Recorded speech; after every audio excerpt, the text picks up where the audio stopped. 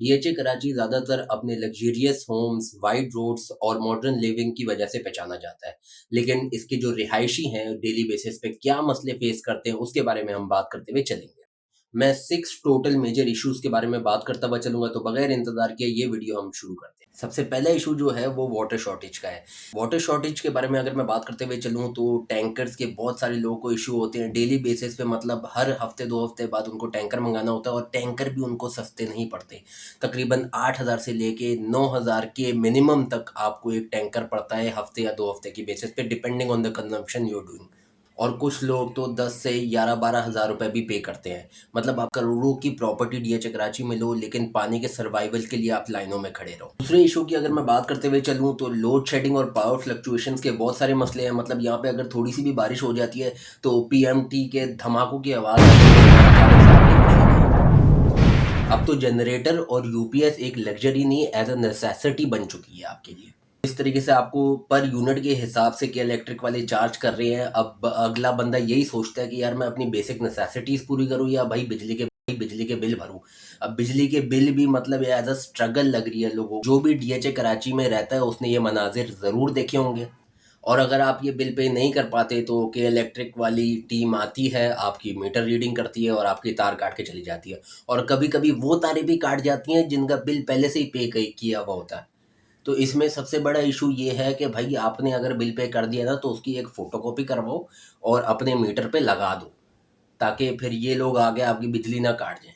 ये मसले की अगर मैं बात करते हुए चलूँ तो ड्रेनेज का बहुत बड़ा मसला है। मतलब 2022 या 23 में जो बहुत तेज़ बारिश हुई थी, कराची वालों को पता होगा कि किस तरीके से पानी खड़ा हो गया था। बेसमेंट तकरीबन तबाह हो गए थे, लोगों के लाखों और करोड़ों तक का नुकसान होया था।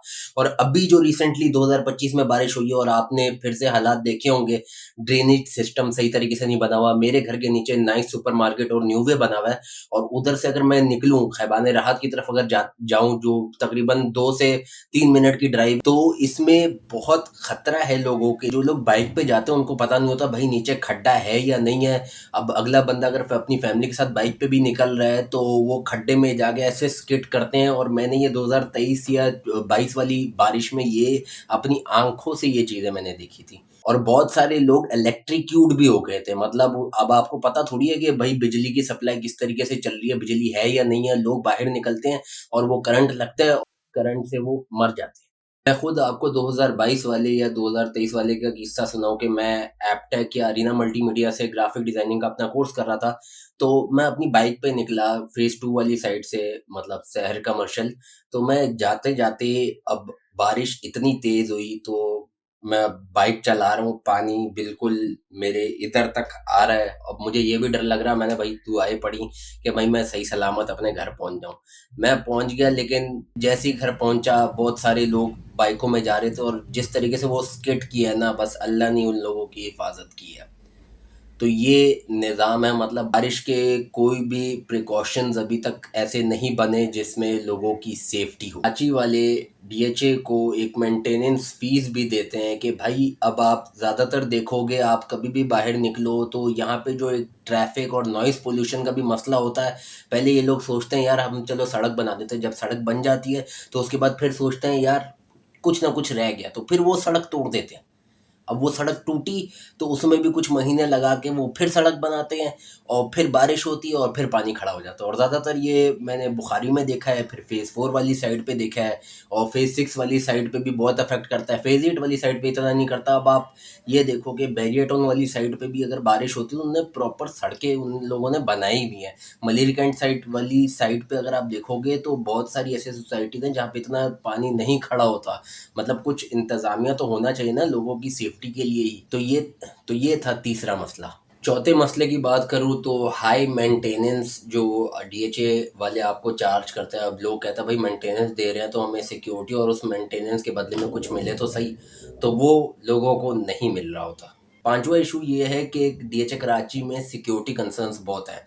अलबत्ता कि बाकी इलाकों से डीएचए कराची थोड़ा सा सेफ है, लेकिन हर बंदा इसी डर से निकलता है कि यार मैं अपना काम करके घर सही सलामत पहुंच जाऊं और मुझे मेरी ज़िंदगी को कोई ख़तरा ना हो। तो इससे भी ज़्यादातर डीएचए के जो रेजिडेंट्स हैं वो परेशान हैं क्योंकि उनको उस तरीके की सिक्योरिटी नहीं मिल रही, उस तरीके की सर्वेलेंस नहीं मिल रही जिस तरीके की मिलनी चाहिए। इशू और फाइनल इशू ये है कि इंफ्रास्ट्रक्चर मतलब जिस तरीके की कराची की सड़कें बनी हुई है, एक्सीडेंट्स टेंड टू हैपन। अब इसमें ज़्यादातर आपको यही रिपोर्टें जो लेटेस्ट और ब्रेकिंग न्यूज़ चल रही होती हैं कि भाई डंपर ने गाड़ियों को कुचल दिया, मतलब 7 से 8, 9, 10 ऐसे हादसात हो चुके हैं और लोगों ने गुस्से में आके वो डंपर भी जला दिए हैं। तो ये रोड एक्सीडेंट्स तभी होंगे जब आपकी सड़कें सही नहीं बनी हुई होंगी और उसमें कुछ ड्राइवरों की भी गलती होती है कि वो भाई बहुत ही गलत तरीके से चला रहे होते हैं।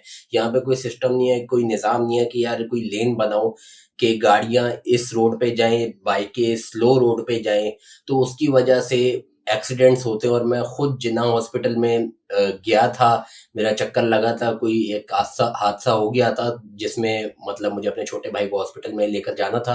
तो उधर मैंने इतने लोग देखे और उनके आधे से ज़्यादा जो एक्सीडेंट्स हुए हुए थे वो बाइकर्स थे।